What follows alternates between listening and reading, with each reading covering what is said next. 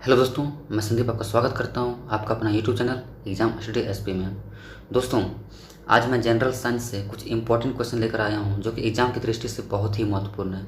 और ऐसे प्रश्न चाहे रेलवे ग्रुप डी का एग्ज़ाम हो, चाहे एनटीपीसी का एग्ज़ाम हो, या फिर आप किसी भी कॉम्पिटिशन की तैयारी कर रहे हो, आपको ऐसे प्रश्न जरूर देखने को मिलेंगे। और दोस्तों, ये सारे प्रश्न जो हैं कि 9th और 10th से लिए गए हैं, तो इसलिए आप इसे अच्छा से रिवीजन कर लीजिएगा एग्ज़ाम जाने से पहले, है ना। चलिए शुरू करते हैं। देखिए, पहला प्रश्न क्या बोल रहा है। वे पौधे जिनमें पौधे के विभिन्न भाग उपस्थित नहीं होते हैं वह किस समूह से संबंधित है। यानी कि वैसे पौधे हैं जिनका विभिन्न भाग उपस्थित नहीं होता है तो किस समूह से संबंधित है। दोस्तों, इसका आंसर हो जाएगा ऑप्शन नंबर बी, थैरोफाइटा। ये हमारा आंसर हो जाएगा। दोस्तों, थैरोफाइटा वर्ग में शैवाल, कवक, जीवाणु मुख्य रूप से आते हैं। और शैवाल पादप जगत का सबसे सरल जलीय पौधा है। अगर क्वेश्चन पूछ दिया जाए कि पादप जगत का सबसे सरल पौधा कौन सा है, तो शैवाल हो जाएगा, है ना। और शैवाल का अध्ययन को फाइकोलॉजी भी कहा जाता है। चलिए अगला प्रश्न देखते हैं। देखिए क्वेश्चन क्या कह रहा है। मेंडलीव के आवर्त सारणी में तत्वों के गुणों को उनके खाली स्थान का आवधिक स्वभाव माना जाता है। तो दोस्तों, इसका आंसर क्या होगा। इसका आंसर हो जाएगा ऑप्शन नंबर बी, द्रव्यमान संख्या, है ना। यानी कि मेंडलीव के आवर्त सारणी में तत्वों के गुणों को उसके परमाणु द्रव्यमान को आवधिक स्वभाव माना जाता है।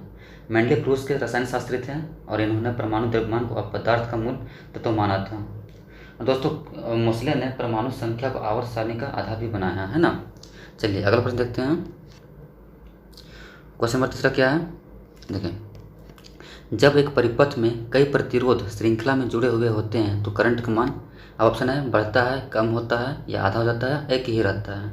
दोस्तों, इसका आंसर क्या होगा। इसका आंसर हो जाएगा ऑप्शन नंबर डी, एक ही रहता है। यानी कि जब जब एक परिपथ में कई प्रतिरोध श्रृंखला में जुड़े हुए होते हैं तो करंट का मान एक ही समान रहता है। दोस्तों, विद्युत परिपथ में प्रतिरोधों का संयोजन दो प्रकार से होता है, श्रेणी क्रम और समांतर क्रम। समांतर क्रम को पार्श्व क्रम भी कहते हैं, ठीक ना, याद रखिएगा इसे। चलिए अगला प्रश्न देखते हैं। Question number 4। देखिए क्वेश्चन नंबर 4 क्या है। एक परमाणु में न्यूट्रॉन की संख्या किसके बराबर होती है। दोस्तों, इसका आंसर क्या हो जाएगा। एक परमाणु में न्यूट्रॉन की संख्या किसके बराबर होती है। तो इसका आंसर हो जाएगा ऑप्शन नंबर बी। बी क्या दिया हुआ है, तो द्रव्यमान संख्या और परमाणु की संख्या। दोस्तों, इसका आंसर हो जाएगा बी, है ना। क्या बोल रहा है, एक परमाणु में न्यूट्रॉनों की संख्या जो होती है द्रव्यमान संख्या और परमाणु संख्या की संख्या के बराबर होती है। दोस्तों, परमाणु संख्या 3 प्रकार के होते हैं, इलेक्ट्रॉन, प्रोटॉन और न्यूट्रॉन, है ना। यानी तीन प्रकार का अणु मिलकर बनता है ना, याद रखिएगा। चलिए अगला प्रश्न है क्वेश्चन नंबर 5। देखिए, किस सांविधिक कानून के माध्यम से भारत और पाकिस्तान दो स्वतंत्र राष्ट्रों में विभाजित किए गए थे। तो इसका आंसर क्या होगा दोस्तों। इसका आंसर हो जाएगा ऑप्शन नंबर ए, भारतीय स्वतंत्रता अधिनियम 1947, है ना, ये आंसर हो जाएगा। चलिए अगला प्रश्न देखते हैं। क्वेश्चन नंबर 6 क्या है। देखिए, सर्च लाइट का परावर्तक कौन सा है। तो दोस्तों, सर्च लाइट का परावर्तक कौन सा है। इसका आंसर हो जाएगा अवतल दर्पण, यानी कि बी। देखिए, सर्च लाइट का परावर्तक जो होता है अवतल दर्पण का होता है। अवतल दर्पण को अभिसारी दर्पण भी कहा जाता है क्योंकि यह अनंत से आने वाली किरणों को सिकोड़ता है। और दोस्तों, अवतल दर्पण का प्रयोग कहाँ कहाँ किया जाता है, तो गाड़ी के हेडलाइट में बड़ी फोकस दूरी वाला अवतल दर्पण दाढ़ी बनाने के काम में आता है, और आँख, कान, नाक जैसे कि डॉक्टर इस्तेमाल करता है ना, इसको याद रखिएगा। चलिए अगला प्रश्न देखते हैं। Question number 6, question number 7। पानी को ब्लीचिंग पाउडर में मिलाने पर कौन सी गैस निकलती है। तो दोस्तों, पानी को जब ब्लीचिंग पाउडर से मिलाते हैं तो कौन सी गैस निकलती है, तो निकलती है क्लोरीन। ये इसका आंसर होगा ऑप्शन नंबर डी, यानी कि पानी को ब्लीचिंग पाउडर में मिलाने पर क्लोरीन गैस निकलती है ना। और क्लोरीन का प्रयोग किया जाता है व्यंजन के रूप में सूती कपड़ों में, कागज़ आदि रंग उड़ाने में, है ना। तो इसे याद रखिएगा। और दोस्तों, क्लोरीन जो है विषैला गैस है। चलिए अगला प्रश्न देखते हैं। Question number 8। क्वेश्चन क्या कह रहा है। निम्नलिखित में से किस अभिक्रिया द्वारा उच्च प्रतिक्रिया वाली धातुओं का निष्कासन होता है। तो दोस्तों, इसका आंसर क्या हो जाएगा। इसका आंसर हो जाएगा ऑप्शन नंबर बी, इलेक्ट्रोलिसिस, है ना, ये इसका आंसर हो जाएगा। यानी कि इलेक्ट्रोलिसिस अभिक्रिया द्वारा उच्च प्रतिक्रिया वाली धातुओं का निष्कासन होता है। और दोस्तों, अशुद्ध धातुओं के शोधन प्रक्रम को धातुओं का परिष्करण कहते हैं, याद रखिएगा इस पॉइंट को, है ना। चलिए अगला प्रश्न देखते हैं। Question number 9। क्वेश्चन नंबर 9 क्या है? चिंतावान उपन्यास हाफ ऑफ व्हाट आई से के लेखक कौन है? तो दोस्तों इसका आंसर क्या हो जाएगा? देखिए, इसका आंसर हो जाएगा ऑप्शन नंबर बी, यानी कि चिंतावान उपन्यास हाफ ऑफ व्हाट आई से के लेखक हैं अनिल मेनन, है ना। इस पॉइंट को याद रखिएगा। चलिए अगला प्रश्न देखते हैं। क्वेश्चन नंबर 10 क्या है? निम्नलिखित में से किस उत्पाद के मूल्य में वृद्धि होने के परिणाम स्वरूप कई उत्पादों के मूल्य में वृद्धि होगी, जिसका परिणाम मुद्रास्फीति होगा? दोस्तों इसका आंसर क्या हो जाएगा? इसका आंसर हो जाएगा ऑप्शन नंबर ए, पेट्रोलियम, है ना। यानी कि पेट्रोलियम उत्पाद के मूल्य में वृद्धि होने के परिणाम स्वरूप कई उत्पादों में मूल्य में वृद्धि होगी, जिसका मुद्रास्फीति होगा, है ना। मुद्रास्फीति का अर्थ होता है मुद्रा का मूल्य घट जाना, यानी कि मूल्य का मतलब कि वस्तु का मूल्य बढ़ जाना, है ना। इस पॉइंट को याद रखिएगा। चलिए अगला क्वेश्चन देखते हैं। Question number 11। देखिए दोस्तों, ये सारे प्रश्न जो है 9th और 10th किताब से लिए गए हैं, इसीलिए आप ध्यान रखिएगा। और आजकल रेलवे में क्या है कि 9th 10th बुक से ही पूछे जा रहे हैं। और दोस्तों मैंने इसका PDF टेलीग्राम चैनल में डाल दिया है, आप वहाँ पर से जाकर देख सकते हैं। नहीं तो मैं इसका लिंक दे दूँगा डिस्क्रिप्शन में, वहाँ से भी आप जा सकते हैं ना, और ज्वाइन हो जाइएगा। चलिए अगला प्रश्न क्या है? Question number 11। अलैंगिक प्रजनन लैंगिक प्रजनन से भिन्न है, तो अलैंगिक प्रजनन में खाली स्थान प्रजनन में युग्मक पैदा होते हैं, वंश विविधताओं को दर्शाता है, नए जीव जनक माता पिता के समान होते हैं, या युग्मक के केंद्रकों का संलय होता है। तो इसका आंसर क्या हो जाएगा दोस्तों? इसका आंसर हो जाएगा ऑप्शन नंबर सी, ये हमारा आंसर हो जाएगा, यानी कि नए जीव जनक माता पिता के समान होते हैं, है ना। चलिए अगला प्रश्न देखते हैं।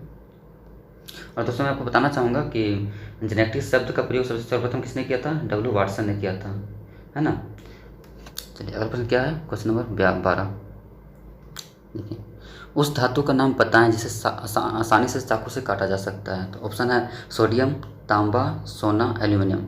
दोस्तों वैसा कौन सा धातु जिसे आसानी से काटा जा सकता है? तो वो धातु है सोडियम, यानी कि इसका आंसर ऑप्शन नंबर ए, है ना।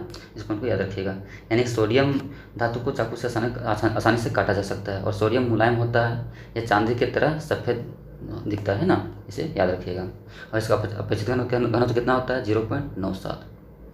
चलिए अगला प्रश्न देखते हैं। Question number 13। रेनवियर के नोड्स सूक्ष्म स्थान होते हैं जो खाली स्थान में पाया जाता है। तो दोस्तों इसका आंसर क्या हो जाएगा? इसका आंसर हो जाएगा ऑप्शन नंबर ए, यानी कि रेनवियर के नोड्स सूक्ष्म स्थान होते हैं जो माइलिनकृत एक्सोन में पाया जाता है ना, इसको याद रखिएगा। अगला क्वेश्चन देखते हैं। Question number 14। इनमें से कौन सा एक सेप्रोट्रोफ है? तो दोस्तों इनमें से कौन सा सेप्रोट्रोफ है? ऑप्शन है कबूतर, कुकुरमुत्ता, पुरुष और शैवाल। तो इसका आंसर हो जाए ऑप्शन नंबर बी, कुकुरमुत्ता। कुकुरमुत्ता एक सेप्रोट्रोफ है ना, सेप्रोट्रोफ। इसको आप याद रखिएगा।